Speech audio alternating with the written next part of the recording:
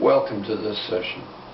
Those of you who are familiar with my talks know that I am fascinated by healing, especially personal healing, and the methods that I have created and that have experimented with that have helped me and my wife recover our health. I would like to tell you about a dream I had that reminded me of an incident that occurred while I was still a college professor. It occurred shortly before I left that school. I had been there more than 15 years, and during the last 3 years of that time, I had received letters literally of thanks from the American Institute of Physics, addressed to me personally. Now that is downright odd. Who is this man? This man, Richard Morrison, teaching physics at an obscure, tiny 500 students, black school, black college in Alabama. Who is the American Institute of Physics? They are responsible for a number of physics-related journals, tests that are managed nationally. In particular, they manage the graduate record exams in physics, which every graduating college student who intends to go to graduate school in physics must take. I remember taking it. Now, these letters were very grateful. Dear Dr. Morrison, we wish to thank you for your excellent role as a physics professor. But literally, that's what it said. I wondered about it at the time, and as I began to think about it, the only reason I could imagine why they would send me such a letter is if a lot of my students graduating and taking the graduate record exams were doing so well that they were calling attention to the school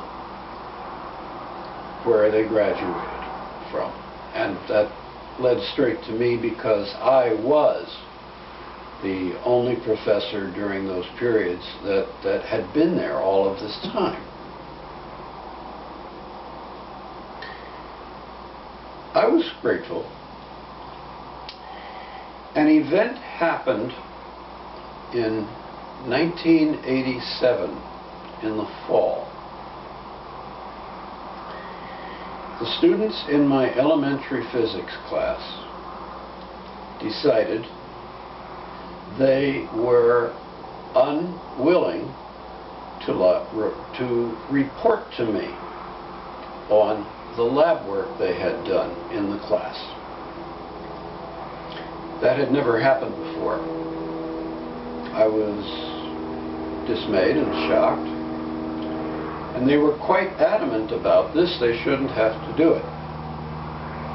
It became kind of obvious that they were trying to find a way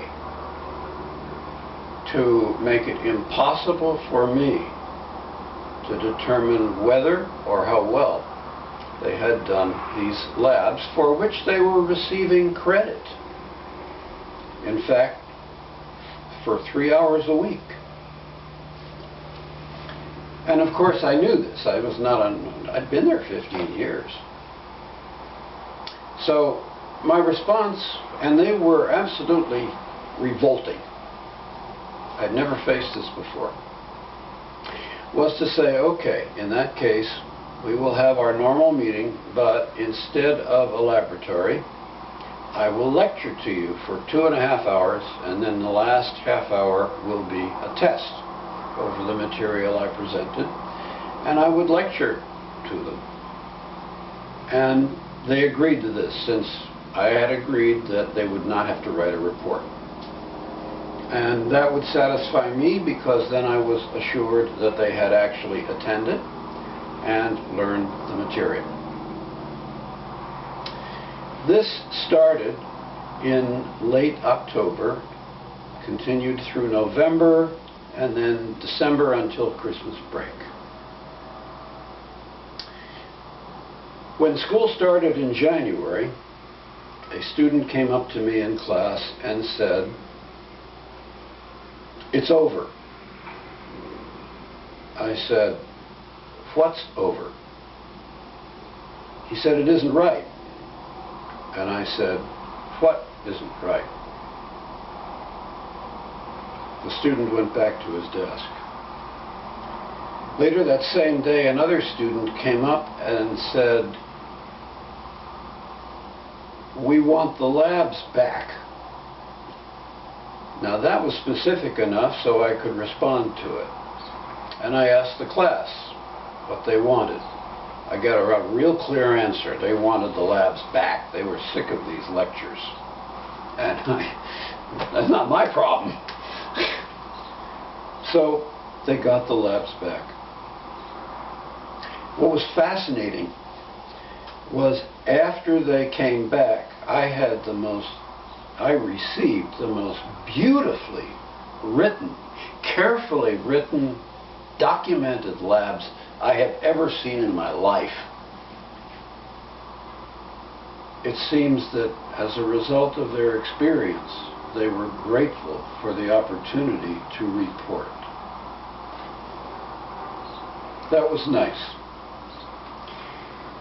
The whole experience soured me. And as a result of it, I looked for another job. I was successful, and I will say it didn't take me very long either. Next fall, I was not there. And all of the people in that classroom who, like so many others of my students in the last 15 years, just expecting me to be their major professor, found a strange person there. And my guess is, given the low salaries that this college paid, these people probably came and go pretty frequently and never got to know anybody. I don't know how good a job they did. I have my doubts. In any case, from some private communication with people who stayed, there was some real bitterness among some of the students about this revolt, that it had happened. We'll let that go. What does that have to do with my interest now? I believe there is a parallel between this story, good or bad, and some issues that are important in people's health. I have found it has helped me enormously to be able to trust my intuition. And often I check with my wife and see if she agrees or disagrees with what I get. And I have found very consistently that when I'm sure of something, she always agrees. Not because I make her. And the two of us, it seems to work that way very consistently. That we get intuitive answers to good questions. Now we've got to ask simple questions, good questions, that have a very clear-cut answer. Otherwise, all bets are off. But we're getting better at it.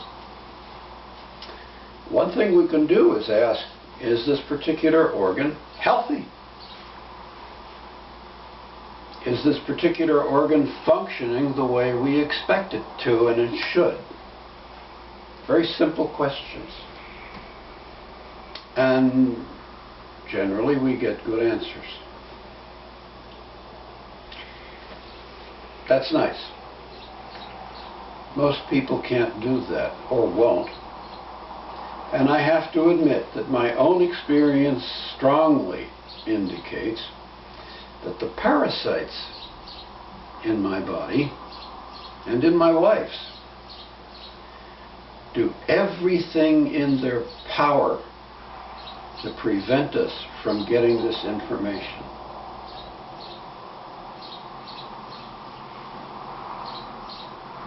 In other words, they do whatever they can to prevent my organs from writing their lab reports.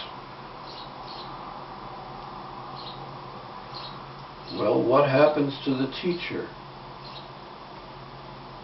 He gets kind of fed up and unhappy. Now, in real life, what about just somebody else my age who is trying to figure out what to do about these problems? The answer is he can't get a lab report from the organs to tell him what's wrong or get any suggestion at all. What does he do? He dies. Now, I was a college teacher, I could find another job. As far as they were concerned, I was gone. Well, okay. Dying is exactly that. I think there's a lot of parallel in this situation. If the body is going to be unwilling to give good reports about its condition, this knowledge ought to be public. There is no reason for it to be secret. The human being who is asking for it has a perfect right to it. It is well understood.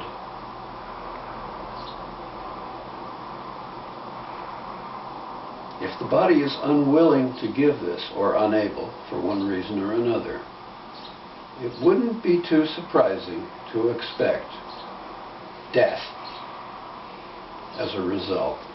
It's nothing more or less than whatever spirit is in the body is in fact going to leave.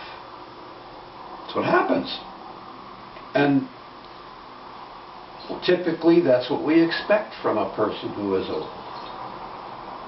Well, suppose the body learns to become a better partner, learns to give these reports when they're needed, so that real work can take place. Am I suggesting something interesting to you? I hope so. I'm going to leave this right now with you in the hopes that you'll think about it. See you again.